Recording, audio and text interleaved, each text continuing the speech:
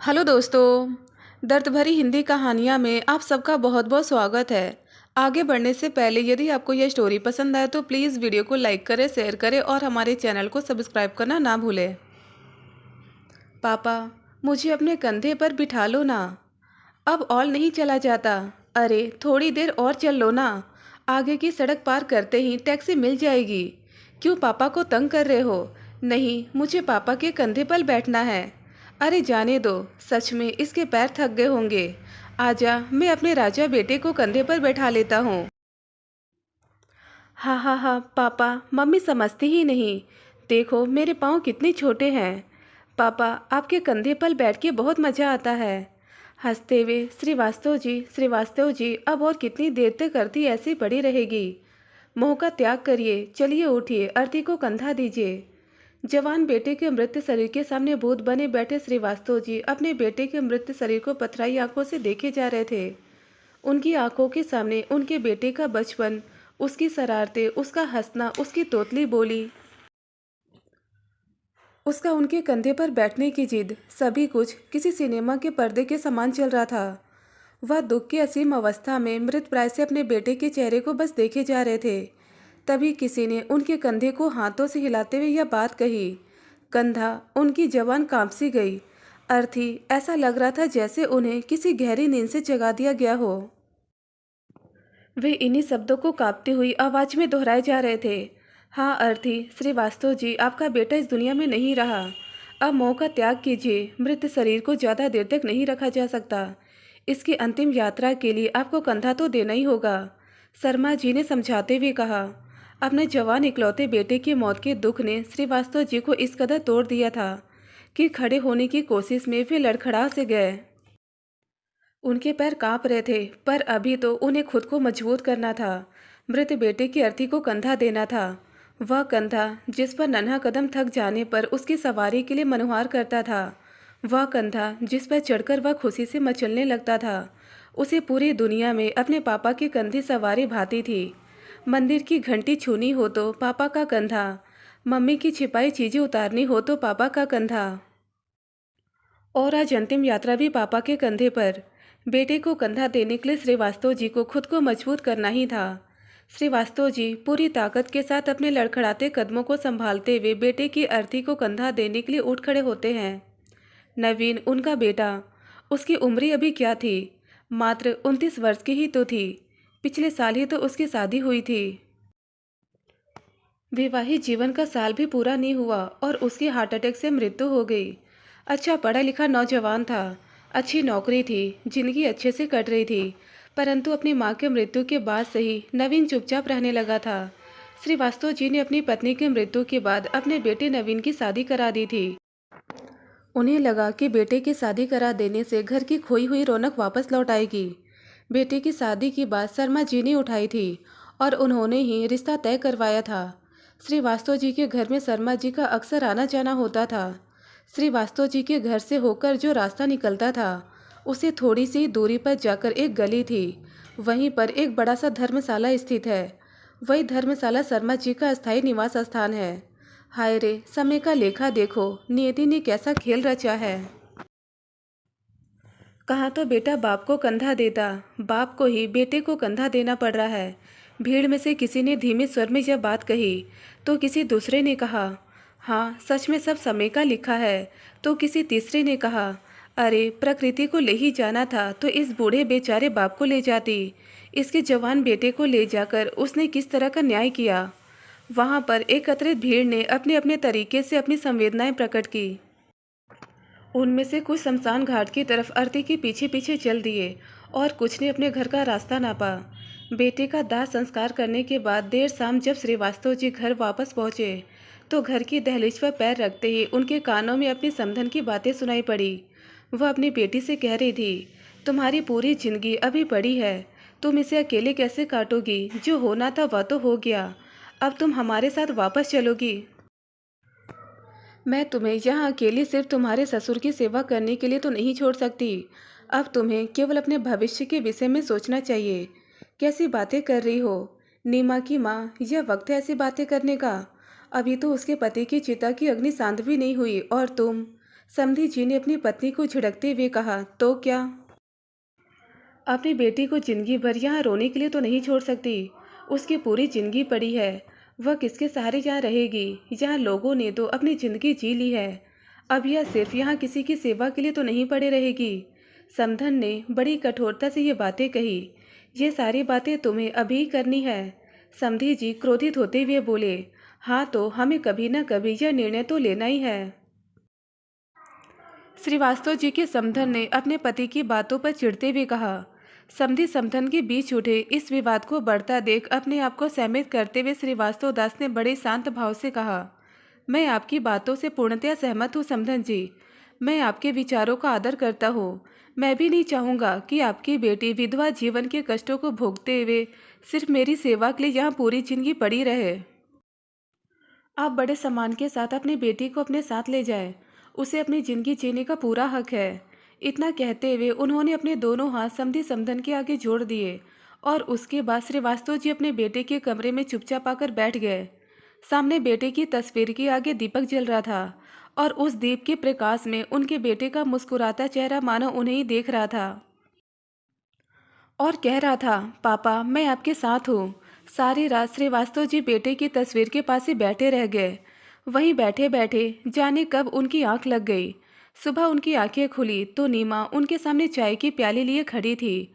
उन्होंने अपनी बहू की ओर भीगी पलकों से एक नज़र भर देखा और उसके सिर पर बड़े ही प्यार से हाथ फेरते हुए कहा, जाओ जहाँ भी रहना सदा ही खुश रहना।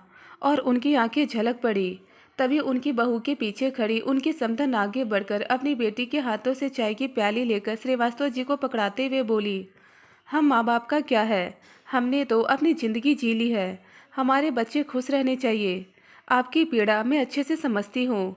आपने तो अपना जवान बेटा खोया है, परंतु हमारी भी लाचारी है। आखिर मैं भी तो एक बेटी की माँ हूँ। मेरे लिए भी उसकी खुशी सबसे बढ़कर है।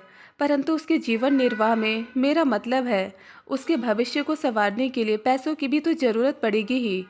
समधन अपनी धुन में बस अपने ही कहे जा रही थी कि अचानक श्रीवास्तव जी गहने और कुछ रुपयों से भरा एक बक्सा तथा एक बैग जिसमें बैंक के कुछ कागजात थे पकड़ाते हुए उन्होंने अपने समधन से कहा, यह मेरे बेटे की पूरी कमाई है। अब मेरा बेटा ही नहीं रहा तो मैं इन सब का क्या करूँगा? और इतना कहकर वे कमरे से बाहर निकल गए।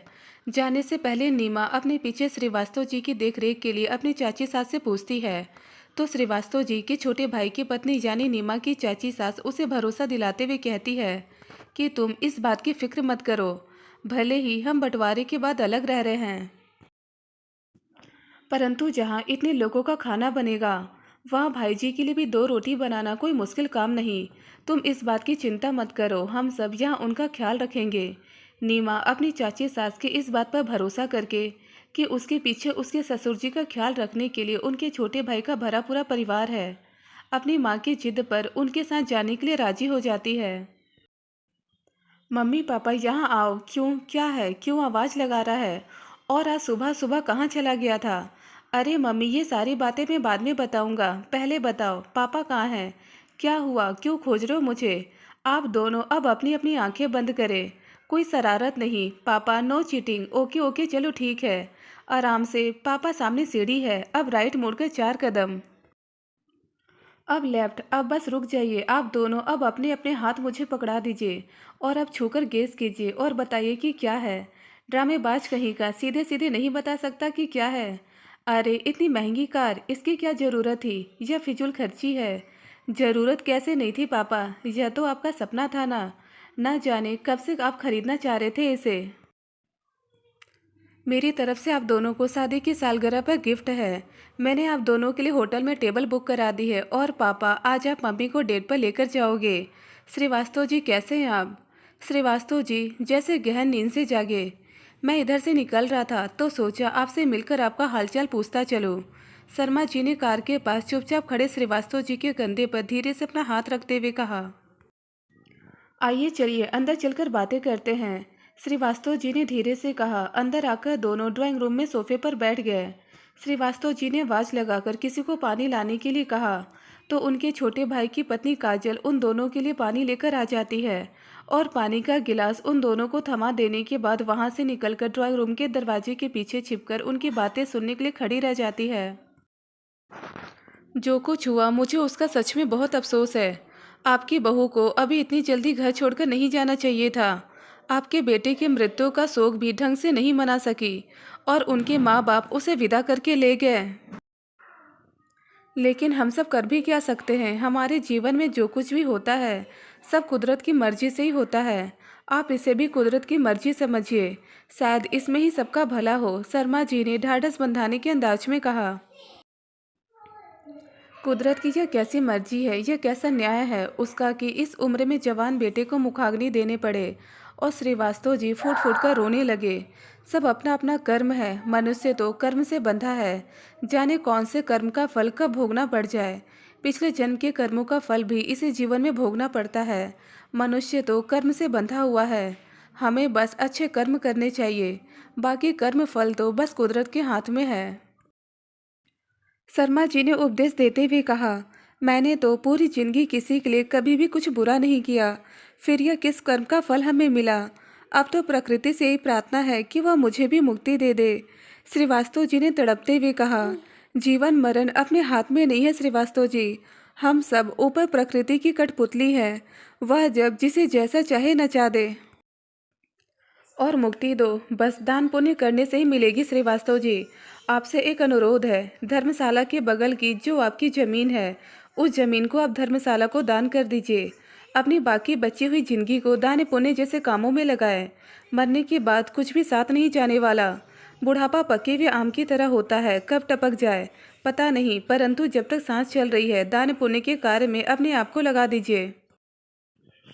इससे मुक्ति का मार्ग प्रशस्त होगा। उपदेश देने के बाद शर्मा जी वहां से चलने के लिए उठ खड़े हुए और कमरे से बाहर जाते हुए एक नज़र श्रीवास्तव जी के चेहरे पर डाली और कुछ टटोलने के अंदाज में उन्हें बड़े गौर से देखा और फिर अपनी बात को दोहराते हुए कहा, उम्मीद है आप हमारी कही गई बातों पर अवश्य ही विचार करेंगे।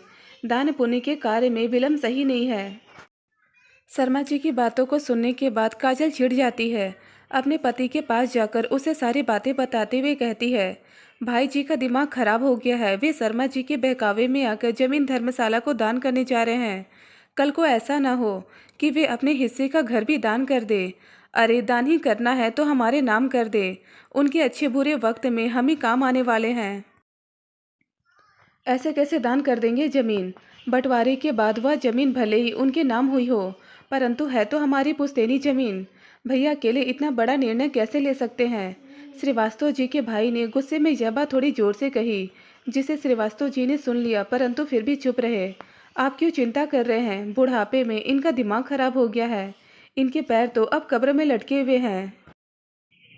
आज या कल में तो ये भी चल बसेंगे, फिर जमीन तो क्या, पूरा का पूरा मकान भी अपना नाम हो जाएगा। काजल ने यह बात बड़ी निर्ममता पूर्वक कही थी, जिसे भी श्रीवास्तव जी ने सुन लिया। उस 2 मंजिले मकान में ऊपर का हिस्सा श्रीवास्तव के छोटे भाई का था तथा निचला श्रीवास्तव जी के हिस्से में आता था, परंतु अपने पत्नी और अब जवान बेटे की मृत्यु के बाद वे बिल्कुल अकेले पड़ गए थे। हर किसी की नज़र उनकी जमीन और दौलत पर थी। कहने के लिए सभी अपने थे, परंतु उनके सगे संबंधी हो या फिर करीबी दोस्त, सबके सब उनके आसपास गिद्धे की तरह मंडराने लगे थे। बेटे की मौत के सदमे ने जहां एक तरफ उनके मन को तोड़ दिया था, वहीं उसका असर अब उनके शरीर पे भी दिखने लगा था। श्रीवास्तव जी अब बीमार रहने लगे थे और बीमारी की इस स्थिति में उनकी सेवा करने वाला, उनका ध्यान रखने वाला अपना कोई न था। ऐसा नहीं था कि उनका हालचाल पूछने अथवा उन्हें देखने के लिए कोई नहीं आता था। उनके जानने वाले रिश्तेदार, सगे संबंधी, दोस्त सभी आते तो थे, परंतु सबके अंदर एक ही जिज्ञासा होती कि आखिर इस बूढ़े बीमार शरीर के अंदर सांसें और कितने दिनों की बची है और कितने दिन वे जिंदा रहने वाले हैं। हर किसी की दृष्टि उनकी संपत्ति पर टिकी थी। सब किसी न किसी बहाने उनकी दौलत को उनसे ऐंठने की फिराक में लगे थे।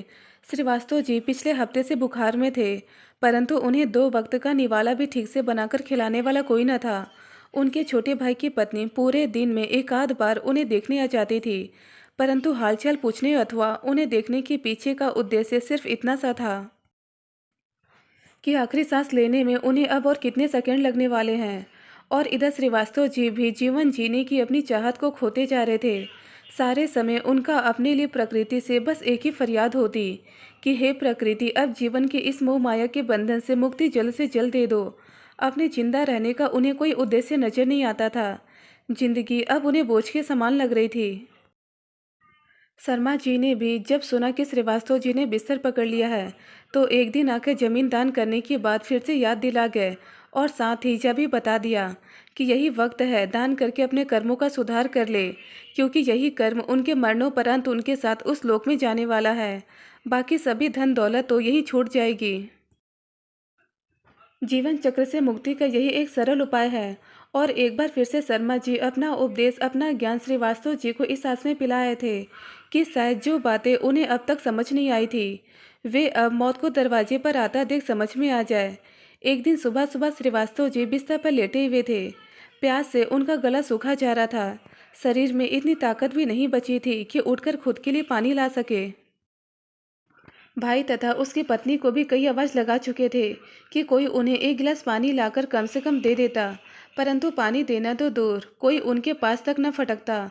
तभी अचानक किसी ने बाहर दरवाजे से आवाज़ लगाई, बाबूजी, क्या मैं अंदर आ जाऊं? श्रीवास्तव जी ने लेटे हुए ही तकिए से सिर उठाकर बाहर की ओर देखा। बाहर दरवाजे पर करीब 14-15 वर्ष का एक लड़का फटी हुई कमीज तथा ढीली सी पतलून, जो कि उसके नाप के नहीं थे, पहने हुए हाथ में दूध का गिलास लिए खड़ा था। श्रीवास्तव जी को अपनी ओर देखता देख बोल पड़ा, मुझे धर्मशाला वाले शर्मा जी ने आपके पास भेजा है, आपका हाल पूछने के लिए। क्या नाम है तुम्हारा? श्रीवास्तव जी ने कांपती आवाज में पूछा। जी दिनेश, सभी मुझे दिनेश कहकर बुलाते हैं। दूध के गिलास को बेड से सटे टेबल पर रखते हुए उसने जवाब दिया। वैसे मेरा नाम दिनेश लाल है, लड़के ने शालीनतापूर्वक कहा। पहले कभी देखा नहीं, नए लगते हो। श्रीवास्तव जी ने उत्सुकतावश पूछा। जी मैं अनाथ हूँ, मेरे दूर के एक चाचा मुझे शर्मा जी के पास धर्मशाला में छोड़ गए, लड़के ने जवाब दिया। श्रीवास्तव जी को उस अनाथ लड़के से एक जुड़ाव सा होने लगा था। अब तो रोज ही दिनेश उनके पास आने लगा था, खूब सारी इधर उधर की बातें करता, उनकी सेवा करता। धीरे धीरे श्रीवास्तव जी खुद को पहले से स्वस्थ महसूस करने लगे थे, परंतु अचानक इधर कुछ दिनों से दिनेश का आना जाना बिल्कुल बंद हो गया था। परंतु श्रीवास्तव जी को उस अनाथ लड़के दिनेश की आदत सी हो गई थी और फिर इस तरह उसका अचानक ही आना बंद हो जाने से उस लड़के के प्रति उनके मन में चिंता उत्पन्न हो रही थी। परंतु अभी भी उनके स्वास्थ्य में पूरी तरह से सुधार नहीं हुआ था। परंतु उस लड़के के प्रति उनके मन में जो प्रेम था और जिस जुड़ाव को वे उसके प्रति महसूस करने लगे थे, उसने उनके बीमार शरीर को भी बिस्तर से उठने पर मजबूर कर दिया। वे किसी प्रकार खुद को संभालते हुए घर से निकलकर लड़खड़ाते कदमों के साथ उस अनाथ लड़के दिनेश का हाल जानने के लिए धर्मशाला पहुंच गए। धर्मशाला पहुंचते ही उनकी नज़र दिनेश पर पड़ती है। दिनेश उस वक्त धर्मशाला में कमरों की सफाई में व्यस्त था और वह श्रीवास्तव जी को देखकर भी अनदेखा कर देता है। उनकी आवाज़ देने पर भी उनके पास नहीं आता और कमरे की सफाई में व्यस्त रहता है। तभी किसी की अंदर से आवाज़ आती है, अरे ओ सुअर की औलाद, इधर आ, ठंडी चाय रख कर गया है, कमीना कहीं का। आवाज़ सुनते ही दिनेश भागता हुआ अंदर के उस कमरे में पहुंच गया। दिनेश जैसे ही उस व्यक्ति के सामने पहुंचा, उस व्यक्ति ने पूरी की पूरी चाय उसके चेहरे पर फेंक दी और चीखते हुए कहा, सारे दिन इधर से उधर घूमता रहता है, कामचोर कहीं का। तेरे चाचा ने अपनी मुसीबत मेरे से छोड़ दी है। जितने अनाज खा जाता है उतना तो इस धर्मशाला का खर्चा भी नहीं आता है। सारे वक्त बस पेट में अनाज ठूसते रहता है। भूखकर कहीं का, जा जाकर गर्म चाय लेकर आ। शर्मा जी उस मासूम पर जोर जोर से चिल्लाए जा रहे थे और वह अनाथ गर्म चाय के चेहरे पर पड़ने से जो फफोले निकल आए थे उसकी पीड़ा से छटपटाता हुआ कराहे जा रहा था। उसकी चीखें सुनकर श्रीवास्तव जी दौड़ते हुए कमरे में पहुंच गए। ये वही शर्मा जी थे जो कुछ दिनों पहले कर्मफल का उपदेश सुनाकर दान पुण्य एवं मुक्ति के मार्ग का ज्ञान श्रीवास्तव जी को पिलाकर आए थे। श्रीवास्तव जी ने चिल्लाते हुए कहा, यह कैसा अमानवीय व्यवहार है? आप इस मासूम के साथ ऐसा क्रूर व्यवहार कैसे कर सकते हैं? शर्मा जी ने अपनी नीचता का परिचय देते हुए बड़े कठोर स्वर में उत्तर दिया, मैंने इस हरामखोर को रहने के लिए छत दी हुई है, खाने के लिए रोटी देता हूँ और बदले में इस कामचोर से काम भी ढंग से नहीं होता। इसका चाचा इसे यहाँ मेरे पास धर्मशाला में छोड़ गया था। कैसी फटी हालत थी तभी इसकी, खाने बगैर पेट पीठ में धंसा जाता था, बदन पर एक कपड़ा तक न था। मैंने इस एहसान फरामोश को इस पर तरस खाकर यहाँ रहने दिया। खाना दिया, कपड़े दिए, जहाँ इसे इतना सब कुछ मिल रहा है वहाँ बदले में यह थोड़ा सा काम करता भी है तो कौन सा गुनाह हो गया। लेकिन इससे कोई भी काम ढंग से नहीं होता, सारे दिन मुफ्त की रोटियां तोड़ता रहता है। अरे भलाई का तो जमाना ही नहीं रहा। कौन से जमाने में जी रहे हैं शर्मा जी आप इस मासूम पर अत्याचार कर रहे हैं और उसे भलाई का नाम भी दे रहे हैं। क्या आपको इस पर जरा भी दया नहीं आती? मैं तो आपको बड़ा धर्मात्मा समझता था। श्रीवास्तव जी ने घृणा भरी दृष्टि से शर्मा जी की तरफ देखते हुए कहा, दया? अरे आपको इतनी ही दया इस पर आ रही है तो आप इसे अपने साथ ले जाइए तुरंत। हाँ, जितने खर्चे मैंने इसके पहनने खाने पर किए हैं उसके सारे हिसाब चुकाने के बाद। शर्मा जी ने नीचता की सारी हदें पार करते हुए कहा, अरे मैं चाहूँ तो इस मासूम पर अत्याचार करने के जुर्म में अभी आपको पुलिस के हवाले करवा दूँ। आप जैसे नीच और पाखंडी से और अपेक्षा भी क्या किया जा सकता है। अच्छा है, आज आपका असली चरित्र देखने को मिल गया।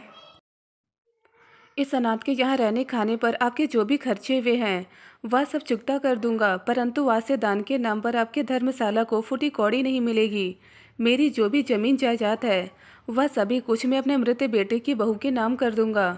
भले ही वह मेरे पास आकर ना रहे या वह चाहे तो दूसरी शादी कर ले, परंतु मेरी सारी संपत्ति अब मैं उसी के नाम कर दूंगा। और हाँ, मैं दिनेश को अपने साथ लिए जा रहा हूँ।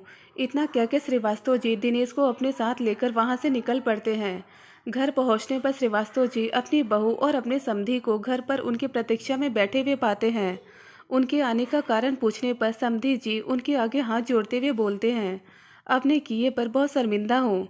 मैं नहीं चाहते हुए भी अपनी पत्नी की जिद पर अपनी बेटी को यहाँ से विदा करा ले गया था, परंतु जैसी आपकी तबीयत का पता चला इसने आपसे मिलने की जिद पकड़ ली थी।